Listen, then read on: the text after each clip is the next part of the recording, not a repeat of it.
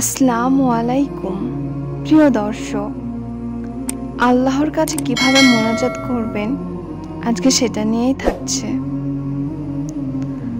ইয়া আল্লাহ, আমি জানি না অতীতে কতটা পাপ করেছি, কত ভুল করেছি জেনে না জেনে, কত মানুষকে কষ্ট দিয়েছি, কত ওয়াক্ত নামাজ কাজা করেছি, কার কার নামে গীবত করেছি, কার কার নামে সমালোচনা করেছি, কত কি দেখে হিংসা করেছি।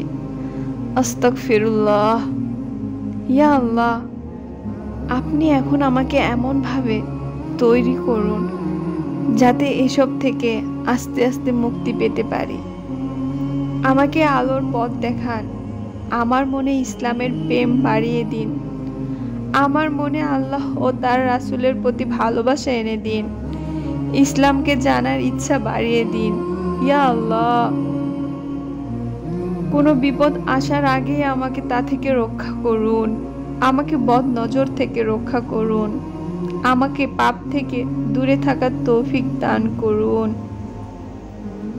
ইয়া আল্লাহ, আমার ঈমান বৃদ্ধি করে দিন, আমার মনকে নরম বানিয়ে দিন, আমাকে বেশি বেশি তওবা করার সুযোগ করে দিন, আমাকে হেদায়েত দান করুন।